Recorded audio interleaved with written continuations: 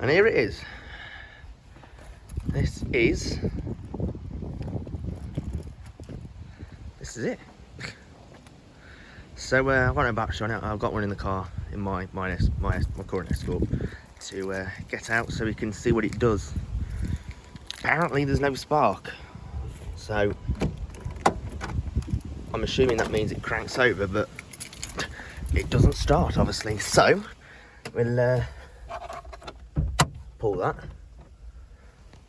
and get a battery and see what it does, and we'll check what the immobiliser light on the dashboard is doing when we try and start it as well, because that will give us an idea as to what's going on with this lot of keys. Right, now we should have some power, so let's see what happens.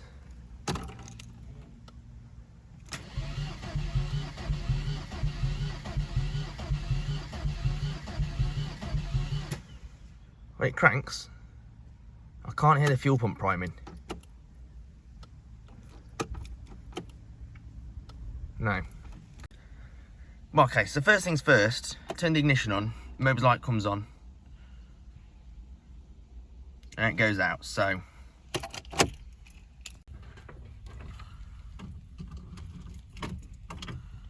Nine, nothing. Is it gone? Yeah. Yeah, that, oh, nothing now. Yeah, it's gone. Huh? So as soon as you started cranking, it gave power to the pump again and then went again. Alright, okay. So that says to me it saw the engine turn for a second and then stopped seeing it turning. Yep. 7 and then nothing.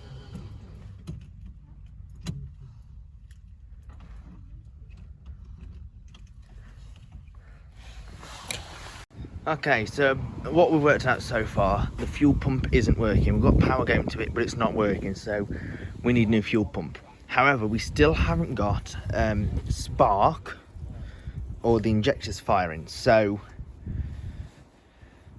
well, I don't think the injectors are firing. We definitely haven't got spark. So, I mean, there's an aftermarket immobiliser fob on the keys. I haven't got the keys on me. They're in one of the cars. But so it could be an immobiliser issue. It's not the stock immobiliser because the light goes off and it allows you to crank. If it was the factory immobiliser, it wouldn't allow it. It would stop it from being able to even crank over. But the fact it can crank over, the fuel pump primes, the stock, the factory immobiliser switching off and allowing the car to start. But something is still stopping it from sparking. So what I've done is I've gone to mine. I have unplugged the camshaft sensor. The engine still starts. So we know what it's using to spark and know where the engine is to work out, the fuel and all that lot, is the crank sensor, which is down there. Now I put a multimeter on there and kind of got a reading, but you can't really use multimeters to work that out. So what I've done is I've taken the crank sensor off mine, just down there, which I know works because this engine runs, which I've got here at the moment, there. And what I'm going to do is I'm going to whip the sensor off this one, swap them over, so I'm going to put this sensor onto there, and then that sensor onto here. If that car still starts, we can say it's not the sensor at fault. If it doesn't start, then we know it's that sensor at fault. And same again, if we put the sensor on here, if we then get a spark, we know it's that sensor at fault. If it still doesn't spark, we know it's something else. The other issue, it could actually be an ECU fault. So again, I can take the ECU out of there and run it on this one. Although that's a 1.6 and this is a 1.8 engine, the engine will still run and idle on that ECU. It won't have the full amount of power, so you can still start it and drive it, but it won't run right, you know what I mean? So we can sort of rule out the ECU by swapping it with mine and all these other components. The great thing about having two Escorts and one that runs is that I can swap components between to work out what's at fault. Once I know what's at fault, I know what I need to buy for this one to make it run. So what I'm doing at the minute is I'm swapping over them crank sensors. To get at that, I've got all this horrible EGR system in the road. So I'm getting rid of this right now. I've got the valve unbolted there. This is the pipe work. Okay, this is the pipe work going from the exhaust manifold. I'm just unbolting now.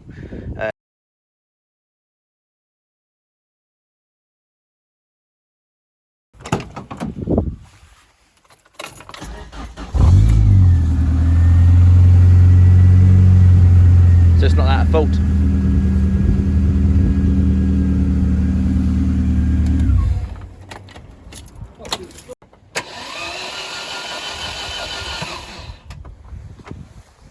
so I've got the ECU out of the purple one, the 1.8, which is here in my hands. This is the ELLE ECU, EECV, EEC5. That's pretty sure Escort's normally EEC4, but that's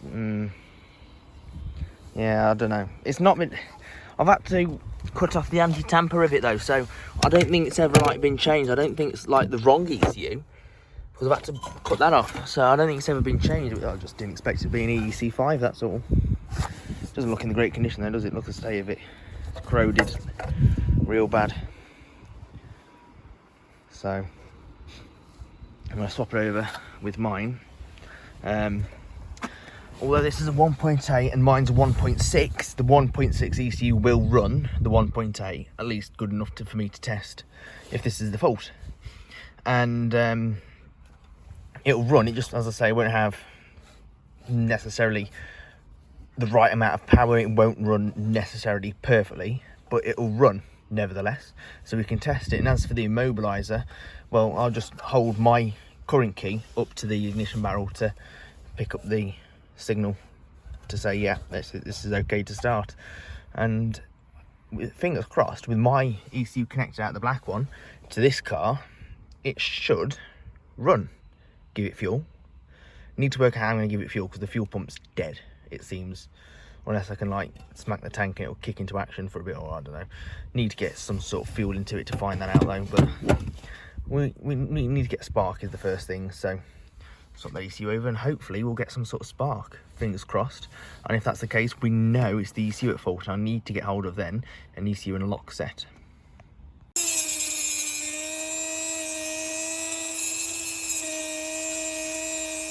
Right, so this is where we're at with it now. Okay, so I've got obviously the two Escorts side by side, and I'm switching and changing a few parts between them to try and work out what's going on. You can put power to this, give it power, it will crank over all day, but it will not start. And if we take a look at the spark plugs when it's doing that, there's no spark. I don't know whether the fuel injectors are firing, I don't think they are, but there's no spark for a start. Now, where have I put the keys? They're in my pocket, that's fine, so I can show you something in a moment. Now, if there's no spark, okay, you normally start with the spark plugs, the coil and so on like that. However, this is a little bit more involved. It's not as simple as that. So the reason is, what I think what we've gathered is the previous owners dropped a new engine in it, and has since now can't get it to run. So I don't think it's a problem with the engine, because it's an electrical issue. It's not sparking. I think once it's sparking, the engine will run fine. There's nothing wrong with the engine. Now, when it's turning over, you might hear it doesn't quite sound like it's hitting compression properly, and I think that's because it hasn't been run in such a long time. The tappets, they need to fill it with oil in order to allow the valves to open it to have compression. So I think that's why it doesn't sound like it's spinning over properly, is because it hasn't been run for so long. Now, the other thing also is the spark plugs have been out in like different orders, so you're going to hear it hit compression on the ones that got the plugs in, and it's not on the others. That's why it probably sounds a bit weird when it's turning over. If you listen to that thing turn over, it'll turn over in a rhythm, speed up, slow down, speed as it hits compression. This one, if you hear it, it doesn't do that. It's sort of a bit all over the place, and I think that's because it hasn't been running so long and the tappets are dry. That was the same when I did the head gasket and the head had been stripped down and the tappets are empty. That was exactly the same. Once it'd been spun over for ages and got fired, they filled it with oil, and then it sounded normal. So I think that's why it sounds a little bit off. So what have I done so far? Well, I've checked this crank sensor, because one of the first ports were called crank sensor, so I've swapped that over with mine. My car still runs, this one still doesn't, so it's not that. I'll swap the coil packs over. My car still runs, this one still doesn't, so it's not that. Now, I've already checked, we have got 12 volt going to the coil pack, so it's not that. It's not a power to the coil issue. I did have suspicions that maybe it's the ECU. Once, you know, it's not the crank sensor, it's not the coil pack. We've got power to the coil pack, it's still not got any spark. They don't use the cam sensor to like start on, so we can kind of like rule out that, because I've unplugged my cam sensor and it still started without the cam sensor, so we can kind of rule out that, because it's that mine still runs without that. You know, they work off the crank, not the cam. I don't actually know what the cam's doing, because it runs without it, so whatever. But either way, we've still got no spark, and we need to get a spark. Now, we've worked out the fuel pump's gone. Turn the ignition on, you don't hear it prime. You hear the relay click, put a voltmeter on, we've got power to the fuel pump, but it's not kicking in. So the fuel pump's not actually priming. So I do need to put a fuel pump on. However, there's no point me putting a fuel pump on until I've got the engine in a runnable state. At the moment, I can chuck fuel in it, but it's still not going to start because I still haven't got a spark. I need to get it to a point first where the engine's going to be in a runnable condition before I sort out the fuel pump. So I need to get the engine sparking so it will burn the fuel before I can put the fuel in. You know what I mean? So I thought, okay, maybe it's the ECU. So I started taking the ECU out. Got the ECU out, saw it was nice and corroded here. So I thought, okay, that's at fault. I'll swap it over with mine. Took mine out. It's a completely different ECU. Take a look at this. So even though that's the 1.6 and this is the 1.8, they should still run on each other's ECU. They won't run perfectly, but they'll run. So I thought, okay, I'll swap the ECUs over, and if I then get a spark and that one doesn't run anymore, I know it's the ECUs at fault. So I thought, okay, I'll take them out. And I saw the one I took out, the 1.8, was all corroded and it was a bit of a mess. I thought, yeah, it's definitely that at fault. But I've been unable to swap them over and test, because after I got mine out, well, look at this. This is an LE EC5, which is what some of the 1.8s use. This one is a Jeep EC4. That's a problem, because these numbers don't, these names don't matter. They are just reference to sort of what the ECU does. So, for example, the 1.6 has various ECUs, and Jeep is one of them. And the same for the 1.8. The 1.8 has various ECUs, and LE is one of them. There's all sorts of different ECUs to each engine, and LE and Jeep are just one variant to these, but that doesn't matter. What matters, however, is the fact that this is an EC5, this is an EC4. Electronic something or another. Electronic engine computer, something like that, I think it stands for. But if we actually look at the pins, this one's got 4 rows. EC5 has 4 rows. LE has 4 rows. Jeep has 3. So I can't plug them in, I can't swap them over. So I can't tell you if it's the ECU at fault, unfortunately.